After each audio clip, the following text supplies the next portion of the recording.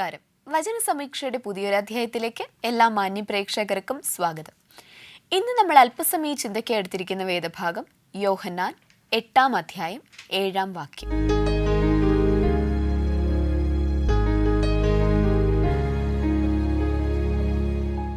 അവിടെ ഇപ്രകാരം പറയുന്നു, നിങ്ങളിൽ പാപം ചെയ്യാത്തവർ ആദ്യം ഇവളെ കല്ലെറിയട്ടെ. നമുക്കറിയാം, നാം എല്ലാവരും പാപികളാണല്ലേ.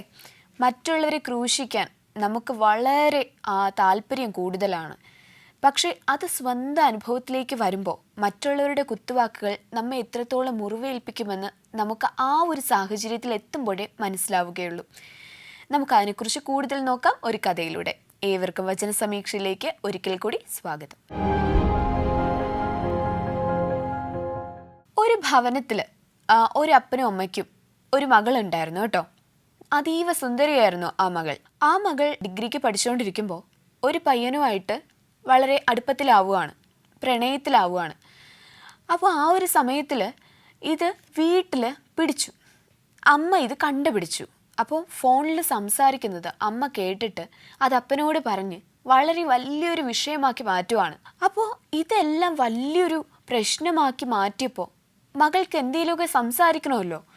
തൻ്റെ ഭാഗം ന്യായീകരിക്കാനായിട്ട് മകൾ എടുത്തടിച്ച് ഒരു ചോദ്യം പാരൻസിനോട് ചോദിച്ചു. വേറൊന്നുമല്ല, നിങ്ങൾ ഇങ്ങനെ തന്നെയല്ലേ വിവാഹിതരായത്? പിന്നെ എന്തുകൊണ്ടാണ് നിങ്ങൾ എന്നെ ഭരിക്കാൻ വരുന്നത്? ഇത് കേട്ടപ്പോൾ പാരൻസിന് വളരെയധികം വിഷമമായി കേട്ടോ. കാരണം മകൾ പറഞ്ഞത് ശരിയായിരുന്നു. അവരും ലവ് മാരേജ് തന്നെയായിരുന്നു ചെയ്തത്. അങ്ങനെയുള്ളവർക്ക് എന്ത് അവകാശം ഇരിക്കുന്നു ഇങ്ങനെ പോകുന്ന തൻ്റെ മകളെ ശാസിക്കാൻ? ആ ഒരു അർത്ഥത്തിൽ ആ മകൾ എടുത്തടിച്ചതുപോലെ ചോദിച്ചപ്പോൾ അച്ഛനും അമ്മയ്ക്കും വളരെ വലിയ വിഷമമായി. അപ്പോൾ അവളുടെ ജീവിതത്തിൽ അവളുടെ ആ ഇമ്പോർട്ടൻ്റ് ആയിട്ടുള്ളൊരു ഡിസിഷൻ എടുക്കാനുള്ള സ്വാതന്ത്ര്യം തനിക്കില്ലേ എന്നവൾ ചോദിച്ച ആ ചോദ്യത്തിൽ അച്ഛനും അമ്മയും പതറിയില്ല. പക്ഷേ ഏറ്റവും കൂടുതൽ വിഷമം തോന്നിയ ഒരു ചോദ്യം എന്ന് പറയുന്നത്, നിങ്ങൾ ഇങ്ങനെയല്ലേ ചെയ്തത്? അത് തെറ്റാണെങ്കിൽ ആ ഒരു തെറ്റ് ഞാൻ ചെയ്തതിൽ എന്തുകൊണ്ടാണ് നിങ്ങൾ എന്നെ ശാസിക്കുന്നത് എന്ന് ചോദിച്ചതിലായിരുന്നു. അപ്പോൾ നമുക്കറിയാം, ഒരു തെറ്റ് നാം ചെയ്യുമ്പോൾ അതിനെ ന്യായീകരിച്ച് സംസാരിക്കാൻ നമുക്ക് വളരെ 100 നാവാണ് അല്ലേ. ഞാൻ ശരിയാണ് ചെയ്തതെന്ന് മറ്റുള്ളവരുടെ മുന്നിൽ അടിച്ചേൽപ്പിക്കാൻ കിട്ടുന്ന ഒരവസരം നാം പാഴാക്കാറില്ല. എന്നാൽ ഇതേ മിസ്റ്റേക്ക് വേറൊരാൾ ചെയ്യുമ്പോൾ നാം ഏത് കണ്ണിലാണ് അതിനെ നോക്കിക്കാണുന്നത്? ഓക്കെ, നമുക്കതിനെക്കുറിച്ച് കൂടുതൽ സംസാരിക്കാം. നമുക്കൊരു കോൾ വരുന്നുണ്ട്, ആരാ നോക്കാം. ഹലോ, വചന സമീക്ഷയിലേക്ക് സ്വാഗതം. ഇതാരാ സംസാരിക്കുന്നേ? ഹലോ, എന്റെ പേര് ഏഞ്ചൽ ആണ്. ഏഞ്ചൽ, എവിടെന്നാ വിളിക്കുന്നേ? ഞാൻ വിളിക്കുന്നത് കൗദിയാറിന്നാണ്. ഓക്കെ, എന്ത് ചെയ്യുന്നു ഏഞ്ചൽ? ആക്ച്വലി സിംഗറാണ്. പിന്നെ അത്യാവശ്യം അത്രയൊക്കെ തന്നെ. ഓക്കെ ഏഞ്ചൽ, അപ്പോൾ വീട്ടിൽ ആരൊക്കെ ഉണ്ട്? വീട്ടിലെ ഹസ്ബൻഡ് ഉണ്ട്, പിന്നെ 3 കുട്ടികളുണ്ട്. ഓക്കെ, 3 കുട്ടികളുടെ അമ്മയാണ്. ഓക്കെ, കുട്ടികളൊക്കെ എത്രയിലാ? മൂത്തയാള് 11 വയസ്സായി, 5ാം ക്ലാസ്സിൽ പഠിക്കുന്നു. രണ്ടാമത്തെ ആൾക്ക് 6 വയസ്സായി, 1ാം ക്ലാസ്സിൽ പഠിക്കുന്നു. മൂന്നാമത്തെ കുഞ്ഞിന് ഇപ്പം 4 months ആവാൻ പോണു. ഓക്കെ, 4 മാസം അല്ലേ? 4 മാസം. ഓക്കെ, ഹസ്ബൻഡ് എന്ത് ചെയ്യുന്നു? ഹസ്ബൻഡ് കോൺട്രാക്ടർ ആണ്. പിന്നെ മ്യൂസിക് ഫീൽഡിലും വർക്ക് ചെയ്യുന്നുണ്ട്. ഓക്കെ, ഒരു സംഗീത ഫാമിലി ആണല്ലേ? അങ്ങനെ പറയാം. ഓക്കെ ഏഞ്ചൽ, അപ്പോൾ നമുക്ക് ആദ്യത്തെ ചോദ്യത്തിലോട്ട് പോകാം. നമ്മുടെ പ്രോഗ്രാം കാണാറുണ്ടോ? കാണാറുണ്ട്. ഇഷ്ടമാണോ? പ്രോഗ്രാമാണ്, ഒത്തിരി ഇഷ്ടമാണ്. ഓക്കെ ഏഞ്ചൽ, അപ്പോൾ നമുക്ക് ആദ്യത്തെ ചോദ്യത്തിലോട്ട് പോകാം. ഏഞ്ചലിന് വേണ്ടിയുള്ള ഫസ്റ്റ് ക്വസ്റ്റ്യൻ ഇതാണ്: ദാവീദിന്റെ കാര്യസ്ഥൻ ആരായിരുന്നു? ഇതാണ് ചോദ്യം. ഒന്നുകൂടെ വായിക്കാം. ദാവീദിന്റെ കാര്യസ്ഥൻ ആരായിരുന്നു? ദാവീദിന്റെ കാര്യസ്ഥൻ അല്ലേ? അതെ. യോവാബാണോ? അല്ല. ഒരു ക്ലൂ തരാം. യഹോവ, ആ ഒരു പേരുമായിട്ടല്ലേ റിലേറ്റ് ചെയ്ത്? യഹോശാഫാത്താണ്. ഉറപ്പാണോ? യഹോശാഫാത്ത്. ഓക്കെ, അപ്പോൾ ശരി ഉത്തരമാണ് യഹോശാഫാത്ത്. ഓക്കെ, അപ്പൊ നമുക്ക് രണ്ടാമത്തെ ചോദ്യത്തിലോട്ട് പോകാൻ മുമ്പായിട്ട് നല്ലൊരു സിംഗർ ആണെന്ന് വോയിസ് കേട്ടാൽ തന്നെ അറിയാം. ഓ സോറി പാടാൻ പറയരുത് പ്ലീസ്. പാടാൻ പറയും ഒരു 2 ലൈൻ പാടിക്കോളൂ. സ്ഥലം പാടാൻ പറ്റുന്ന ഒരു സ്ഥലമല്ല. ആണോ? അപ്പൊ അടുത്ത് വിളിക്കുമ്പോ പാടിത്തരുവോ? Yeah sure.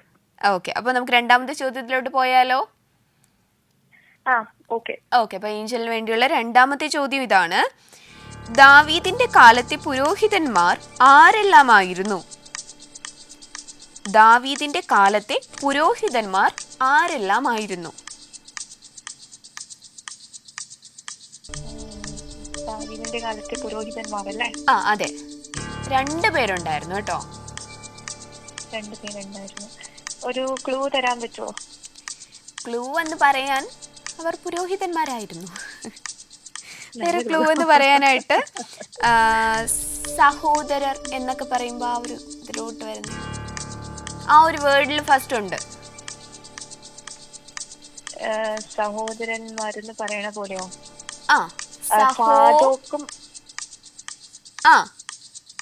സാദോക്കും അഹീമേലക്കും ഇവരുടെ പേരെപ്പോഴും ഒന്നിച്ചായിരിക്കും. ആ ഒരു അധ്യായമൊക്കെ നമുക്ക് വായിക്കുമ്പോൾ അറിയാൻ പറ്റും. ആ ഒരു സഹോദരന്മാർ എന്നുള്ള ഒരു ഇതില് നമുക്കറിയാമല്ലോ, മറ്റേ കാത്തലിക് സഭയിലൊക്കെ അച്ഛന്മാര് വലിയച്ഛനും കൊച്ചച്ഛനും എന്നൊക്കെ പറയുന്ന പോലെ ഇവരെപ്പോഴും ഒന്നിച്ചായിരിക്കും. അതുപോലെ. ഓക്കെ, ശരി ഉത്തരമാണ് സാദോക്കും അഹീമേലക്കും. ഓക്കെ, അപ്പൊ നമുക്ക് മൂന്നാമത്തെ ചോദ്യത്തിലോട്ട് പോകാം. അതിനുമ്പായിട്ട് ഏഞ്ചൽ 3 കുഞ്ഞുങ്ങളാണെന്നൊക്കെ പറഞ്ഞു. അപ്പോൾ എന്തെങ്കിലും ഒരു സാക്ഷ്യം പറയാനുണ്ടോ? അതായത് കുഞ്ഞുങ്ങളുടെ മേലോ എന്തെങ്കിലുമൊക്കെ സാക്ഷ്യം നമ്മളുമായിട്ട് പ്രേക്ഷകരുമായിട്ട് ഷെയർ ചെയ്യാൻ ആഗ്രഹമുണ്ടോ? കുടുംബജീവിതത്തിലുണ്ടായ എന്തെങ്കിലും അത്ഭുതം? ഉറപ്പായിട്ടും. എന്തോ? അതിപ്പോ കുടുംബജീവിതം എന്നുള്ളതല്ല, ഇപ്പം എന്റെ ലൈഫ് എന്ന് പറയുന്നത് കംപ്ലീറ്റ്ലി ഒരു സാക്ഷ്യമാണ്. കാരണം വെച്ചാല് നമ്മള് കുഞ്ഞിലെ മുതലേ ദൈവത്തെ അറിഞ്ഞ് ദൈവവിശ്വാസത്തില് വളർത്തിയതാണ്. അപ്പോ എന്തെങ്കിലും ഒരു ആവശ്യം വരുമ്പോ എപ്പോഴും എന്റെ ഡാഡി പറയാറുണ്ട്, ദൈവത്തോട് പ്രാർത്ഥിച്ച് മേടിക്കണം എന്ന് പറയാറുണ്ടായിരുന്നു. ഓക്കെ. അത് കാരണം എന്തെങ്കിലും ചെറിയ ആവശ്യങ്ങളൊക്കെ വരുമ്പം ഞാൻ പോയിരുന്ന ഇങ്ങനെ പേഴ്സണൽ പ്രെയർ ഉണ്ടായിരുന്നു, പ്രാർത്ഥിക്കും. അപ്പോ എനിക്ക് ഏറ്റവും വലിയൊരു അത്ഭുതം എന്ന് പറയാനുള്ളത് ഒത്തിരി ഉണ്ട്. അതിൽ ഒരു കാര്യം എന്ന് വെച്ചാല് ഞാൻ എഞ്ചിനീയറിംഗ് പഠിച്ചത്. അപ്പം എഞ്ചിനീയറിംഗ് പഠിക്കാൻ അഡ്മിഷൻ എടുക്കുന്ന ആ ഒരു ടൈം എന്ന് പറഞ്ഞാല് നമ്മള് ഈ അലോട്ട്മെന്റ് ആണല്ലോ അഡ്മിഷൻ പ്രൊസീജിയർ എന്ന് പറയുന്നത്. അപ്പോ +2 കഴിഞ്ഞിട്ട് നമ്മള് കോളേജിലേക്ക് അപ്ലൈ ചെയ്യുന്ന ടൈമില് എന്റെ ഓവർ കോൺഫിഡൻസോ അല്ലെങ്കിൽ എന്റെ ആഗ്രഹം കൊണ്ടോ ഞാൻ ഒരു കോളേജിൽ മാത്രമേ അപ്ലൈ ചെയ്തോളൂ. അപ്പം സാധാരണ എല്ലാ കുട്ടികളും എന്ന് പറഞ്ഞാൽ എല്ലായിടത്തേക്കും അപ്ലൈ ചെയ്യുമല്ലോ, കോളേജസിൽ വെക്കാറുണ്ട്. ഒത്തിരി കോളേജസിലൊക്കെ അപ്ലൈ ചെയ്യും. ഞാനെന്ന് പറഞ്ഞാൽ എനിക്ക് ഒരു കോളേജ് ഭയങ്കര ഇഷ്ടമായിരുന്നു, ചിക്കാറ്റ് യൂണിവേഴ്സിറ്റിയിൽ തന്നെ പഠിക്കണം എന്നുണ്ടായിരുന്നു. അത് കാരണം എനിക്ക് അവൈലബിൾ ആയിട്ടുള്ള ഒരു കോളേജിൽ മാത്രമേ ഞാൻ അപ്ലൈ ചെയ്തു. അത് എന്റെ അറിവില്ലായ്മയും കൂടിയായിരുന്നു. അപ്പം അത്യാവശ്യം മാർക്കുള്ളത് കൊണ്ട് എന്റെ മനസ്സിലെന്ന് വെച്ചാൽ എനിക്ക് അഡ്മിഷൻ ഉറപ്പായിട്ടും കിട്ടും എന്നുള്ളതായിരുന്നു. പക്ഷെ ഫസ്റ്റ് അലോട്ട്മെന്റ് വന്നപ്പോഴേക്കും എന്റെ പേരില്ല. അപ്പൊ ഉറപ്പായിട്ട് നമുക്ക് പിന്നെ വേറെ ഓപ്ഷൻ ഇല്ല. ഇപ്പം അടുത്ത അലോട്ട്മെന്റിലൂടെ പേരില്ലെങ്കിൽ പിന്നെ എനിക്ക് വേറെ എന്തെങ്കിലും കോഴ്സ് എടുത്ത് പഠിക്കേണ്ടി വരുള്ളൂ. അത് പഠിക്കാൻ പറ്റില്ലല്ലോ. ഞാന് ഭയങ്കരമായിട്ട് ഡിസപ്പോയിന്റഡ് ആയിപ്പോയി. എന്നിട്ട് ഞാൻ പോയിരുന്നു പ്രാർത്ഥിച്ചു. കഫേല് പോയാണോ ചെയ്തേ? ഇല്ലല്ല, നമ്മള് വീട്ടില് സ്വന്തമായിട്ട് നമ്മളല്ലാതെ സ്വന്തമായിട്ട് തന്നെ അപ്ലൈ ചെയ്തു. അവരായിരുന്നു പറഞ്ഞു തന്നേനെ. ഇതിപ്പോ നമ്മളല്ലാണ്ട് അപ്ലൈ ചെയ്തത് കൊണ്ട് അതിനെ കുറിച്ച് അറിയില്ലായിരുന്നു.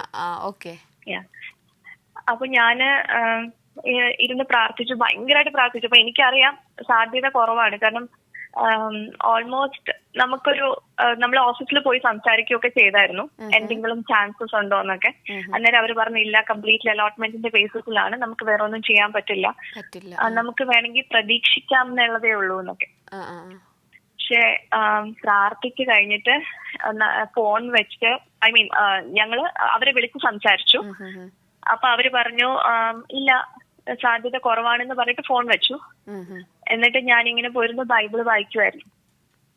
അപ്പം എനിക്കാണെങ്കിൽ ഒരു വചനം കിട്ടി. ആക്ച്വലി അത് ഞാൻ മറന്നുപോയി. പക്ഷെ എനിക്ക് അതിന് ചില ദൈവം നടത്തും എന്നുള്ളത് കൺഫർമേഷൻ തരുന്ന പോലെ ഒരു വചനമായിരുന്നു. അപ്പൊ എനിക്ക് ഭയങ്കര വിശ്വാസമായി, എന്ത് വന്നാലും എനിക്ക് അഡ്മിഷൻ കിട്ടും എന്നുള്ളത് ഉറപ്പായി. അതുപോലെ തന്നെ ഒരു 5 minutes കഴിഞ്ഞപ്പോൾ അവർ പിന്നെയും വിളിച്ചിട്ട് പറഞ്ഞു അടുത്ത അലോട്ട്മെന്റ് ലിസ്റ്റിൽ എന്റെ പേരുണ്ട്, ഓക്കെ. അഡ്മിഷൻ ആയി കഴിഞ്ഞു, വിഷമിക്കണ്ടെന്ന്. അപ്പൊ എനിക്കത് എന്റെ ഡാഡിയൊക്കെ പറയുന്നുണ്ടായിരുന്നു, നീ വിഷമിക്കണ്ട, നമുക്ക് അഡ്മിഷൻ കിട്ടിയില്ലെങ്കിലും നമുക്ക് ഏതിലൊരു ഡിഗ്രി കോഴ്സ് എടുത്ത് പഠിക്കാം, ദൈവം അതാണ് വെച്ചേക്കുന്നത് നമുക്ക് കരുതാം എന്നൊക്കെ ഇങ്ങനെ പറയുന്നുണ്ടായിരുന്നു. പക്ഷെ ഈ പ്രാർത്ഥിച്ചു കഴിഞ്ഞപ്പോ എനിക്ക് ഭയങ്കര വിശ്വാസമായിരുന്നു.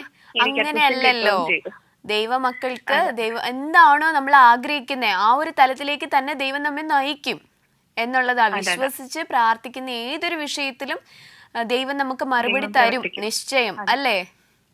ഓക്കെ, വലിയ അനുഗ്രഹിക്കപ്പെട്ട ഒരു സാക്ഷിയായിരുന്നു കേട്ടോ. നമ്മള് എന്താണ് ഏഞ്ചൽ ആഗ്രഹിച്ച ആ ഒരു കോളേജിൽ തന്നെ അതേ കോഴ്സിൽ പഠിക്കാൻ തന്നെ പറ്റി എന്നുള്ളതാണ്. ഓക്കെ ഓക്കെ ഏഞ്ചൽ, അപ്പോൾ ഇനിയും ദൈവം ജീവിതത്തെ വളരെ വലിയൊരു നിലയിലേക്ക് അനുഗ്രഹത്തിലേക്ക് കൊണ്ടെത്തിക്കട്ടെ. അപ്പൊ നമുക്ക് മൂന്നാമത്തെ ചോദ്യത്തിലോട്ട് പോയാലോ? ഓക്കെ, ഏഞ്ചലിന് വേണ്ടിയുള്ള മൂന്നാമത്തെ ചോദ്യം ഇതാണ്. സാദോക്കിന്റെയും അഹിമേലെക്കിന്റെയും പിതാക്കന്മാർ ആരായിരുന്നു? ഇതാണ് ചോദ്യം. സാദോക്കിന്റെയും അഹിമേലെക്കിന്റെയും പിതാക്കന്മാർ ആരായിരുന്നു? ഇപ്പൊ മനസ്സിലായില്ലേ അവര് സഹോദരന്മാരായിരുന്നു എന്ന്? ഓക്കെ, അതായത് സാദോക്കിന്റെ പിതാവ് എന്ന് പറയുന്നത് അഹീതൂബ്. ഓക്കെ, അഹീതൂബ്. അഹിമേലെക്കിന്റെ പിതാവ് അബ്യാഥാർ. ശരി ഉത്തരവാണ്. സാദോക്കിൻ്റെത് അഹീതൂബും അഹിമേലേക്കിൻ്റെത് അബ്യാഥാർ. എല്ലായിടത്തും ഇവരെ കുറിച്ച് ഇങ്ങനെ ഒന്നിച്ചാണ് കൊണ്ടുപോകുന്നത്. ആ വചനം മുഴുവൻ വായിച്ച് നമുക്ക് മനസ്സിലാവും. ഓക്കെ, അപ്പൊ നമുക്ക് അവസാനത്തെ ചോദ്യത്തിലോട്ട് പോയാലോ? ദാവീദിന്റെ കാര്യദർശി ആരായിരുന്നു? ഇതാണ് ചോദ്യം. ദാവീദിന്റെ കാര്യദർശി ആരായിരുന്നു? ഒരു ക്ലൂ തരാൻ പറ്റുമോ? ക്ലൂ എന്ന് പറയുന്നത് അത് കൂടുതൽ അങ്ങനെ പരാമർശിച്ചിട്ടില്ലാത്തൊരു പേരാണ്. അപ്പോ ഓർത്ത് കാര്യദർശി എന്ന് പറയുന്നത് നമ്മളെ ഈ സേനാപതി എന്ന് പറയുന്ന പോലെയാണോ? എന്ന് വെച്ചാൽ ദാവീദിന്റെ കാര്യങ്ങളൊക്കെ കാര്യസ്ഥൻ പോലെ, ഒരു നല്ല ഒരു എന്താണ് കൂടെ നടന്ന് എല്ലാം പറയുക. ഇപ്പൊ രാജാവിന് മന്ത്രി എന്ന പോലെ, മനസ്സിലായില്ലേ? യഹോശാഫാത്താണോ? അല്ല, അത് കാര്യസ്ഥൻ തന്നെയാണ്. പക്ഷേ അതല്ലാതെ ഒരു കാര്യം എന്ന് വെച്ചാല് ഇപ്പൊ നമ്മൾ എന്തെങ്കിലും ഒരു പ്രശ്നം വരികയാണ്. ഇപ്പൊ നമുക്കൊരു രണ്ട് ഫ്രണ്ട് ഉണ്ടെന്ന് വിചാരിച്ചോ. അപ്പൊ ഒരാളോട് നമുക്ക് ഏറ്റവും ബെസ്റ്റ് ഫ്രണ്ടാണ്, അവരോട് നമ്മൾ ആ ഒരു കാര്യത്തെ കുറിച്ച് ഡിസ്കസ് ചെയ്യുവാണ്. അപ്പൊ ഇതേ ഒരു കാര്യം യോവാബാണോ? അല്ല. ആൻസർ കിട്ടുന്നുണ്ടോ ഏഞ്ചൽ? ശംശയാണോ? ഓക്കെ, ശരി ഉത്തരവാണ് ശംശ. ഓക്കെ, അപ്പോ നമുക്ക് 4 ചോദ്യം കഴിഞ്ഞിരിക്കുകയാണ്. ശരി ഉത്തരം നൽകിയിരിക്കുവാണ്. ഹാപ്പി ആയോ? ഓക്കെ, നമ്മൾ ഇനി വിളിക്കാനായിട്ട് ശ്രദ്ധിക്കുക ഏഞ്ചൽ. പ്രോഗ്രാം കാണുക, സപ്പോർട്ട് ചെയ്യുക. Okay, thank you. ഓക്കെ, നമ്മളിപ്പോൾ വിളിച്ചിരുന്നത് ഏഞ്ചൽ ആയിരുന്നു. അപ്പോൾ നല്ലൊരു കോളായിരുന്നു കേട്ടോ. അപ്പോൾ നല്ലൊരു സാക്ഷി നമുക്ക് കേൾക്കാനായിട്ട് സാധിച്ചു. Thank you Angel. ഇനി നമ്മളെ വിളിക്കാനായിട്ട് ശ്രദ്ധിക്കുക. അപ്പോൾ നമുക്ക് നമ്മുടെ ആ ഒരു ചിന്തയിലേക്ക് കടന്നു വരാം അല്ലേ? അപ്പോൾ മറ്റുള്ളവരുടെ മേൽ ഓരോ കുറ്റങ്ങൾ അടിച്ചേൽപ്പിക്കാൻ, ഇന്ന തെറ്റ് നീ ചെയ്തില്ലേ, എന്തുകൊണ്ട് അങ്ങനെ ചെയ്തു, ഓരോരുത്തരെയും ക്വസ്റ്റ്യൻ ചെയ്യാനും ഓരോരുത്തരുടെ മേലും ഓരോ കുറ്റങ്ങൾ അടിച്ചേൽപ്പിക്കാനൊക്കെ വളരെ ഈസിയാണ്. പക്ഷെ നമ്മുടെ ലൈഫ് നേരെയാണോ എന്ന് നോക്കിയിട്ട് വേണം മറ്റുള്ളവരുടെ മേലുള്ള കുറ്റങ്ങൾ മറ്റുള്ളവരോട് സംസാരിക്കാൻ, അല്ലേ? അത് ശരിയായിട്ടുള്ള കാര്യമല്ലല്ലോ. കാരണം നമ്മുടെ ആ ഒരു തെറ്റ് ഇരിക്കെ, ഇപ്പോൾ ബൈബിളിൽ തന്നെ ഒരു വചനം പറയുന്നുണ്ട്, എന്താണ്, നിന്റെ കണ്ണിലെ കോലെടുത്തിട്ട് വേണം സഹോദരൻ്റെ കണ്ണിലെ കരടെടുക്കാൻ, അല്ലേ? നമ്മുടെ മുന്നിൽ തന്നെ ഒരു വലിയ പാപം കിടക്കുമ്പോൾ എങ്ങനെയാണ് അടുത്തുള്ളവൻ്റെ പാപത്തെ നമുക്ക് പരിഹരിക്കാനായിട്ട് സാധിക്കുക, അല്ലേ? അതിന് ഏറ്റവും വലിയൊരു ഉദാഹരണമാണ് ഞാനിപ്പോൾ പറഞ്ഞൊരു സ്റ്റോറി.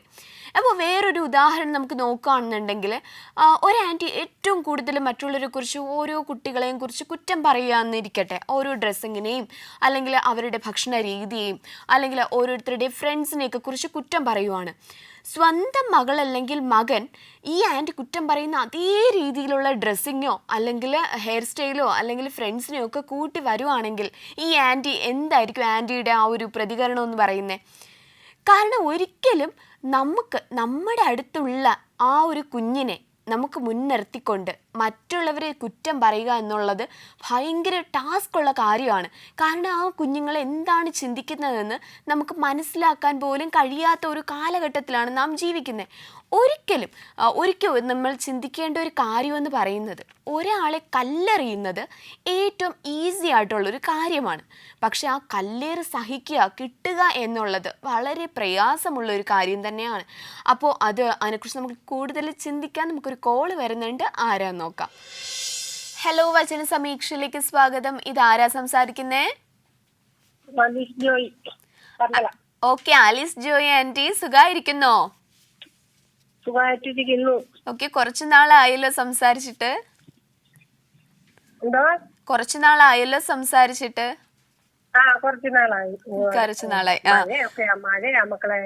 ഓ, മഴയാണോ? ഓക്കെ, അപ്പോ നിങ്ങളൊക്കെ സേഫ് അല്ലേ? ആന്റി സേഫ് അല്ലേ അവിടുത്തെ പ്രദേശം? Okay aunty. ഓക്കെ, നമുക്കപ്പോ ആദ്യത്തെ ചോദ്യത്തിലോട്ട് പോയാലോ? ഓക്കെ, ആന്റിക്ക് വേണ്ടിയുള്ള ഫസ്റ്റ് ക്വസ്റ്റ്യൻ ഇതാണ്. എന്തൊക്കെ സാധനങ്ങളുമായാണ് ഹദോരാം ദാവീദിനെ കാണാൻ ചെന്നത്? എന്തൊക്കെ സാധനങ്ങളുമായാണ് ഹദോരാം ദാവീദിനെ കാണാൻ ചെന്നത്? മൂന്ന് സാധനങ്ങൾ കൊണ്ടാണ് പോയത്. അതായത് 3 കാര്യങ്ങൾ കൊണ്ടുണ്ടാക്കിയ സാധനങ്ങൾ. ആ 3 കാര്യങ്ങൾ എന്തൊക്കെയാണ്?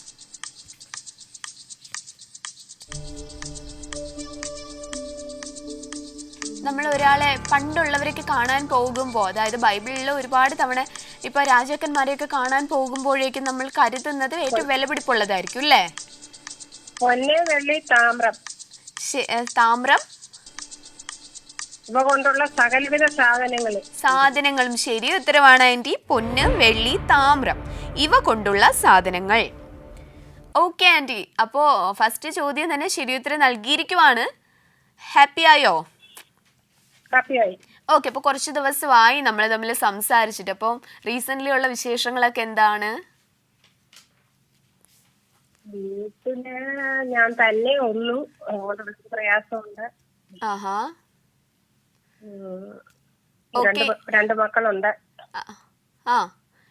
അവര് വിളിക്കാറില്ലേ? അവര് വിളിക്കാറുണ്ട്. മോള് പന്തളത്താ, പിന്നെ കൊച്ചിവിടെ നിക്കുവായിരുന്നു. ഇപ്പൊ +2 പഠിക്കുന്നത് കൊണ്ട് പിന്നെ ഞാനങ്ങ് വിട്ടു. ഓക്കെ, ഓക്കെ ആന്റി, അപ്പൊ നമുക്ക് രണ്ടാമത്തെ ചോദ്യത്തിലോട്ട് പോകാം. അപ്പൊ ആന്റിക്ക് വേണ്ടിയുള്ള രണ്ടാമത്തെ ചോദ്യം ഇതാണ്. ദാവീദിന് ലഭിച്ച സമ്മാനങ്ങൾ എല്ലാം അവൻ എന്താണ് ചെയ്തത്? ദാവീദിന് ലഭിച്ച സമ്മാനങ്ങളെല്ലാം അവൻ എന്താണ് ചെയ്തത്? ദാവീദിന് പൊന്ന്, വെള്ളി, താമ്രം ഇവ കൊണ്ടുള്ള സാധനങ്ങൾ സമ്മാനമായി കിട്ടിയല്ലോ. അപ്പോ അത് ദാവീദ് എന്താണ് ചെയ്തത്?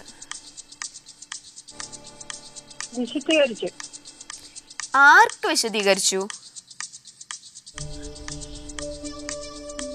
സകല ജാതികളുടെ.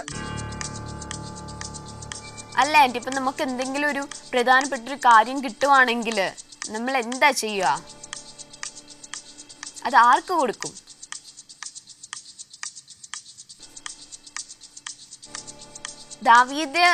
ദാവീദിനെ ആ യുദ്ധത്തിൽ വിജയിപ്പിച്ചത് ആരായിരുന്നു? ആന്റി വിശദീകരിച്ചു എന്ന് പറഞ്ഞു. ആർക്ക് വിശദീകരിച്ചു? യഹോവയ്ക്ക് വിശദീകരിച്ചു. ശരി ഉത്തരവാണ് ആന്റി. ഓക്കെ, അപ്പൊ നമുക്ക് മൂന്നാമത്തെ ചോദ്യത്തിലോട്ട് പോകാം. അതിനു മുമ്പായിട്ട് നമുക്ക് 2 വരി പാട്ട് കേൾക്കണമെന്നുണ്ട്. ആന്റി പാടുവോ? ഓക്കെ ആന്റി, പാടിക്കോളൂ. ഉള്ളം തകരുമ്പോൾ ശരണമേശുതാൻ, ഉറ്റവർ വെറുക്കുമ്പോൾ ആശ്രയമേശുതാൻ, കണ്ണുനീർ തൂകുമ്പോൾ അരികിൽ വന്നിടും, കണ്ണുനീർ തൂകുമ്പോൾ അരികിൽ വന്നിടും, കണ്ണുനീർ വാർത്തവനും കണ്ണുനീർ മാറ്റിടും, കണ്ണുനീർ വാർത്തവനും കണ്ണുനീർ മാറ്റിടും, ശത്രുക്കൾ മുൻപാകെ മേശയൊരുക്കിടും, ശത്രുക്കൾ മുൻപാകെ മേശയൊരുക്കിയിടും. നിന്നിച്ചോർ മുൻപാകെ മാനിച്ചുയർത്തിയിടും. എന്നെ നിന്നിച്ചോർ മുൻപാകെ മാനിച്ചുയർത്തിയിടും. സോദരർ മുൻപാകെ നിന്നിതനായിടിലും. സോദരർ മുൻപാകെ നിന്നിതനായിടിലും. ദൈവം മാന്യനായി തീർത്തിടും. ദൈവം മാന്യനായി തീർത്തിടും. Hello aunty. ഹലോ ഹലോ, നന്നായിട്ട് പാടി കേട്ടോ. ഓക്കെ, നമുക്ക് മൂന്നാമത്തെ ചോദ്യത്തിലോട്ട് പോയാലോ? പോകാം. ഓക്കെ, ആൻറ്റിക്ക് എന്താ ഒരു സന്തോഷം ഇല്ലാത്തെ? പനിയുണ്ട് മക്കളെ. ഓ, പനിയാണോ? അല്ലെങ്കിൽ നല്ല ഹാപ്പി ആയിട്ടിരിക്കുന്നല്ലേ, അതാ ഞാൻ ചോദിച്ചേ. ഓക്കെ ആൻറ്റി, എന്തായാലും അതൊക്കെ പൂർണ്ണമായിട്ട് മാറട്ടെ കേട്ടോ. ഓക്കെ, അപ്പോൾ ആൻറ്റിക്ക് വേണ്ടിയുള്ള മൂന്നാമത്തെ ചോദ്യം ഇതാണ്. ഏതൊക്കെ ജനതകളുടെ പക്കൽ നിന്നും പിടിച്ചെടുത്ത വെള്ളിയോടും പൊന്നിനോടും ഒപ്പമാണ് ഹദോരാം കൊണ്ടുവന്ന സാധനങ്ങൾ യഹോവയ്ക്ക് വിശദീകരിച്ചത്? ക്വസ്റ്റ്യൻ ക്ലിയർ ആയോ ആൻറ്റി? ഒന്നുകൂടെ വായിക്കണോ? ഏതൊക്കെ ജനതകളുടെ പക്കൽ നിന്നും പിടിച്ചെടുത്ത വെള്ളിയോടും പൊന്നിനോടും ഒപ്പമാണ് ഹദോരാം കൊണ്ടുവന്ന സാധനങ്ങൾ യഹോവയ്ക്ക് വിശുദ്ധീകരിച്ചത്? 5 ജനതകളുടെ പക്കൽ നിന്നും പിടിച്ചെടുത്ത സാധനങ്ങളുടെ കൂടെയാണ് ഹദോരാം കൊണ്ടുവന്ന സാധനങ്ങളും യഹോവയ്ക്ക് വിശുദ്ധീകരിച്ചത്. ആ 5 ജനതകളുടെ പേരാണ് പറയേണ്ടത്.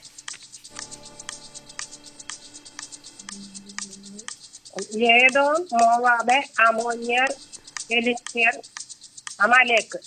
ശരി ഉത്തരവാണ് ആൻറ്റി.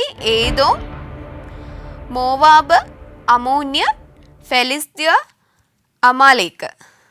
ഓക്കെ ആൻറ്റി, അപ്പോൾ 3 ചോദ്യം ശരിയായിട്ട് ഉത്തരം തന്നിരിക്കുവാണ്. അപ്പോൾ നമുക്ക് അവസാനത്തെ ചോദ്യത്തിലോട്ട് പോയാലോ? പോകാം. ഓക്കെ ആൻറ്റി, റെഡിയാണോ? റെഡിയാ. ഓക്കെ, അപ്പോൾ ആൻറ്റിക്ക് വേണ്ടിയുള്ള ലാസ്റ്റ് ക്വസ്റ്റ്യൻ ഇതാണ്. സെരൂയയുടെ മകനായ അബീഷായി ഏദോമ്യരിൽ 18,000 പേരെ സംഹരിച്ചത് എവിടെ വെച്ചാണ്? ഉപ്പ് താഴ്വരയിൽ വെച്ച്. ശരി ഉത്തരവാണ് ആൻറ്റി, ഉപ്പ് താഴ്വരയിൽ വെച്ച്. അപ്പോൾ 4 ചോദ്യം ശരി ഉത്തരം ശരിയാക്കിയിരിക്കുകയാണ്. സന്തോഷമായോ? ഓക്കെ, നമ്മൾ ഇനിയും വിളിക്കുമല്ലോ. നമ്മുടെ പ്രോഗ്രാം കാണണം, സപ്പോർട്ട് ചെയ്യണം ആൻറ്റി. Okay, thank you. നമ്മളിപ്പോൾ വിളിച്ചത് ആലീസ് ജോയി ആൻറ്റി ആയിരുന്നു. നല്ലൊരു കോളായിരുന്നു. അപ്പോൾ ആൻറ്റി ഇനി വിളിക്കാനായിട്ട് ശ്രദ്ധിക്കുക. അപ്പോൾ നമുക്ക് നമ്മുടെ ആ ഒരു ചിന്തയിലേക്ക് കടന്നു വരാം അല്ലേ. അപ്പോൾ യേശു പറഞ്ഞ ഇപ്പം ആ ഒരു സന്ദർഭം നോക്കുകയാണെന്നുണ്ടെങ്കിൽ, ഒരു സ്ത്രീയെ, വ്യഭിചാരിയായിട്ടുള്ള ഒരു സ്ത്രീയെ ഈ അവിടുത്തെ പരീശന്മാരൊക്കെ പിടിച്ചുകൊണ്ട് വന്ന് യേശുവിൻ്റെ മുന്നിലേക്ക് എടുത്തിട്ട് കൊടുക്കുവാണ്. എന്നിട്ട് ചോദിക്കുവാണ്, ഇവളെ, ഇങ്ങനെയുള്ള സ്ത്രീയെ എല്ലാവരും കല്ലെറിഞ്ഞ് കൊല്ലണം എന്നുള്ളൊരു നിയമമാണല്ലോ മോശയുടെ ആ ഒരു നിയമത്തിലായിട്ട് വെച്ചിട്ടുള്ളത്. അപ്പോൾ അത് തന്നെയാണോ നീയും ഫോളോ ചെയ്യുന്നത്? ഇവളെ അങ്ങനെയാണെങ്കിൽ ഇത് പാപിനിയായൊരു സ്ത്രീയാണ്, അപ്പോൾ ഇവളെ കല്ലെറിഞ്ഞ് കൊല്ലേണ്ടത് അനിവാര്യമല്ലേ എന്ന് യേശുവിനെ പരീക്ഷിച്ചാട്ടോ പരീശന്മാർ ചോദിച്ചത്. അപ്പോഴാണ് യേശു നോക്കിയപ്പോൾ എല്ലാവരുടെ കയ്യിലും ഓരോ വലിയ കല്ലെടുത്ത് വെച്ചുകൊണ്ട് നിൽക്കുന്നതാണ് യേശു കാണുന്നത് കേട്ടോ. അപ്പോൾ എല്ലാവരും ആ ഒരു സ്ത്രീയെ എറിഞ്ഞു കൊല്ലാനായിട്ട് റെഡിയായി നിൽക്കുവാണ്. അപ്പോൾ എങ്ങനെയും യേശുവിന് ആ സ്ത്രീയെ രക്ഷപ്പെടുത്തണം. കാരണം യേശു ഈ ഒരു സ്ത്രീക്കും കൂടി വേണ്ടിയാണ് ഈ ലോകത്തേക്ക് കടന്നു വന്നത്. അപ്പോൾ അത് യേശുവിനറിയാം. അങ്ങനെ യേശു അവരെ എങ്ങനെ അതിൽ നിന്ന് മാറ്റാം എന്ന് ചിന്തിക്കുമ്പോഴാണ് യേശു അവരോട് പറയുന്നത്, നിങ്ങളിൽ പാപം ചെയ്തിട്ടില്ല എന്ന് ഉറപ്പുള്ള ഒരുവൻ ആദ്യം ഇവളിൽ കല്ലെറിയട്ടെ എന്ന് പറയുകയാണ്. അപ്പോൾ ആ ജനങ്ങളുടെ ആ ഒരു റിയാക്ഷൻ എന്താണെന്ന് നമുക്ക് നോക്കാം. അതിനുവേണ്ടി നമുക്കൊരു കോൾ വരുന്നുണ്ട്. ആരാന്ന് നോക്കിയാലോ? ഹലോ, വചന സമീക്ഷയിലേക്ക് സ്വാഗതം. ഇതാരാ സംസാരിക്കുന്നേ? കെസിൻ. ഓക്കെ മോനെ, എവിടെന്നാ വിളിക്കുന്നേ? ട്രിവാൻഡ്രം. ഓക്കെ, ട്രിവാൻഡ്രം. എത്രയിലാ മോൻ പഠിക്കുന്നേ? ഞാൻ 4. മിടുക്കനാണോ പഠിക്കാൻ? പഠിക്കാനാണ്. മിടുക്കനാണ്. ഓക്കെ. അപ്പം നമ്മുടെ പ്രോഗ്രാം കാണാറുണ്ടോടാ? അതെ അതെ. ഓക്കെ മോനെ, അപ്പോൾ നമുക്ക് ആദ്യത്തെ ചോദ്യത്തിലോട്ട് പോയാലോ? പോകാം. ഓക്കെ, അപ്പോൾ ക്വസ്റ്റിന് വേണ്ടിയുള്ള ഫസ്റ്റ് ക്വസ്റ്റ്യൻ ഇതാണ്. ദാവീദിന്റെ വിജയത്തിനും വിപുലീകരണത്തിനും കാരണം എന്തായിരുന്നു? ദാവീദിന്റെ വിജയത്തിനും വിപുലീകരണത്തിനും കാരണം എന്തായിരുന്നു? നമ്മൾ വിജയിക്കണമെങ്കിൽ എന്ത് വേണം? ആരുടെ പ്രസാദം വേണം?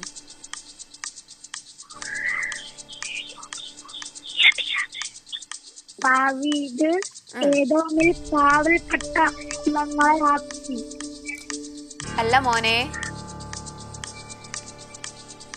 ദാവീദ് ചെന്നെടുത്തൊക്കെയും ആരാണ് അവന് വിജയം നൽകിയത്? ദാവീദ് ചെന്നിടത്തൊക്കെയും യഹോവ വിജയം നൽകി. യഹോവ വിജയം നൽകി. ശരി ഉത്തരവാണ് മോനെ. ദാവീദ് ചെന്നിടത്തൊക്കെയും യഹോവ അവന് വിജയം നൽകി. അപ്പോൾ നമ്മൾ വിജയിക്കണമെങ്കിൽ നമ്മുടെ ഒരു ഹാർഡ് വർക്ക് ആവശ്യമാണ്. പക്ഷേ അത് പ്രൊസീഡ് ചെയ്യുന്നത് ആരാണ്? ദൈവമാണല്ലേ? അപ്പൊ മോനും നല്ല നല്ല വിജയങ്ങൾ കൈവരിക്കാൻ പറ്റണമെങ്കിൽ ദൈവത്തിന് ആദ്യം എന്ത് കൊടുക്കണം? ഒരു മുൻ സ്ഥാനം കൊടുക്കണം. അപ്പം പഠിക്കുന്നതിന് മുന്നേ ബൈബിള് വായിച്ച് പ്രാർത്ഥിച്ചിട്ടൊക്കെ ആണോ തുടങ്ങുന്നേ? ഓക്കെ മോനെ, അപ്പൊ നമുക്ക് രണ്ടാമത്തെ ചോദ്യത്തിലോട്ട് പോയാലോ? പോകാം. ഓക്കെ, അപ്പം മോന് വേണ്ടിയുള്ള രണ്ടാമത്തെ ചോദ്യം ഇതാണ്. ദാവീദിന് ദാസന്മാരായി തീർന്ന വേറെ ചിലർ ആരാണ്? ഇതാണ് ചോദ്യം. ദാവീദിന് ദാസന്മാരായി തീർന്ന വേറെ ചിലർ ആരാണ്? ദാവീദിന് ദാസന്മാരായി തീർന്നു. കുറെ പേര് ദാസന്മാരുണ്ടല്ലേ ദാവീദിന്? കുറെ ദാസന്മാരുണ്ടല്ലേ? അപ്പോ വേറെ ചിലർ കൂടെ ദാവീദിന് ദാസന്മാരായി തീർന്നു. അതാരാണ്?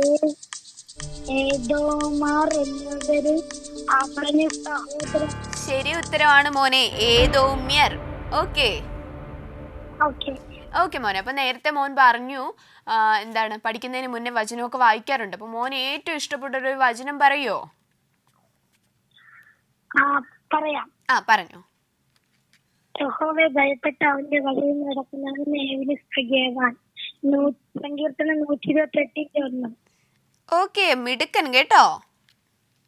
ഓക്കെ, അപ്പൊ നമ്മൾ വചനമൊക്കെ ആദ്യം പഠിക്കുമ്പോൾ ദൈവം ഇനിയും ജ്ഞാനം തരും. നല്ല നല്ല ഉയരങ്ങളിലെത്താൻ ദൈവം സഹായിക്കും കേട്ടോ മോനെ. അപ്പം വചനത്തിൽ തന്നെ വേരൂന്നി വളരുക. ഓക്കെ, അപ്പൊ നമുക്ക് മൂന്നാമത്തെ ചോദ്യത്തിലോട്ട് പോയാലോ? പോകാം. കേസിന് വേണ്ടിയുള്ള മൂന്നാമത്തെ ചോദ്യം ഇതാണ്. രാജാവ് എന്ന നിലയിൽ ദാവീദ് തന്റെ സകല ജനത്തിനും എന്ത് നടത്തി വന്നു? രാജാവ് എന്ന നിലയിൽ ശരി ഉത്തരവാണ് മോനെ, നീതിയും ന്യായവും. ഓക്കെ, അപ്പൊ മോന് വലുതാകുമ്പോ ആരാവണമെന്നാണ് ആഗ്രഹം? കളക്ടർ. നേരത്തെ അന്നൊരിക്കൽ വിളിച്ചപ്പോൾ മോനിത് പറഞ്ഞത് എനിക്ക് ഓർമ്മയുണ്ടായിരുന്നു കേട്ടോ. അതുകൊണ്ട് ഞാൻ ഒന്നുകൂടെ എടുത്ത് ചോദിച്ചു. അപ്പോൾ കളക്ടർ ആവണമെങ്കിൽ ഈ രാജാവ് പോലെയാണ്. അപ്പോൾ മറ്റുള്ളവർക്ക് നീതിയും ന്യായവും നടത്തുന്നവനായി മാറണം കേട്ടോ മോനും. ഓക്കെ, എന്താ അഴിമതിക്കൊന്നും കൂട്ടു നിൽക്കാൻ പാടില്ല. കള്ളത്തരത്തിനൊന്നും കൂട്ടു നിൽക്കരുത്. ഓക്കെ, അപ്പൊ നല്ലൊരു രാജാവിനെ പോലെ, അതായത് നമ്മുടെ ദാവീദ് രാജാവിനെ പോലെ, യേശുവിനെ പോലെ നല്ലൊരു ലീഡറായിട്ട് മോനും മാറണം കേട്ടോ. ഓക്കെ, അപ്പൊ നമുക്ക് അവസാനത്തെ ചോദ്യത്തിലോട്ട് പോയാലോ? പോകാം. ഓക്കെ, അപ്പോൾ കെസിന് വേണ്ടിയുള്ള അവസാനത്തെ ചോദ്യം ഇതാണ്. ദാവീദിന്റെ സൈന്യാധിപൻ ആരായിരുന്നു? ഇതാണ് ചോദ്യം. ദാവീദിന്റെ സൈന്യാധിപൻ ആരായിരുന്നു? യോവാബ്. ശരി ഉത്തരവാണ്, സെരൂയയുടെ മകനായ യോവാബ്. ഓക്കെ മോനെ, അപ്പൊ 4 ചോദ്യം ശരി ആക്കിയിരിക്കുകയാണ്. സന്തോഷായോ? സന്തോഷമായി. ഇനിയും വിളിക്കാൻ നോക്കോ? ഓക്കെ, വിളിക്കണം. നമ്മുടെ പ്രോഗ്രാം കാണണം, സപ്പോർട്ട് ചെയ്യണം. അതിനേക്കാളുപരി യേശുവിനെ മറന്നു പോവരുത്. എത്ര വളർന്നാലും യേശുവിനോട് കൂടെ ആയിരിക്കണം കേട്ടോ. ഓക്കെ മോനെ, താങ്ക് യു. നമ്മളിപ്പോൾ വിളിച്ചത് കെസിനായിരുന്നു. അപ്പം നല്ലൊരു കോളായിരുന്നു. അപ്പോൾ ആ കുഞ്ഞിൻ്റെ ആഗ്രഹം പോലെ തന്നെ വലിയൊരു കളക്ടർ ആവാൻ ദൈവം അനുഗ്രഹിക്കട്ടെ. അപ്പോൾ നമുക്ക് ആ ഒരു ചിന്തയിലേക്ക് മടങ്ങി വരാം. അപ്പോൾ നമ്മളിപ്പം പറഞ്ഞത് ആ ഒരു യുവതിയെ അവിടെ പിടിച്ചിട്ടിട്ട് എല്ലാവരും കൂടെ അവളെ കല്ലെറിയാൻ ഭാവിച്ച് നിൽക്കുവാണ്. അപ്പോൾ യേശു പറയുന്ന ഒരു വാക്കുണ്ട്. എന്താണ്? നിങ്ങളിൽ പാപം ചെയ്യാത്തവൻ ആരാണോ അവൻ ആദ്യം ഇവളെ കല്ലെറിയട്ടെ. എല്ലാവരും ഒന്ന് പേടിച്ചു.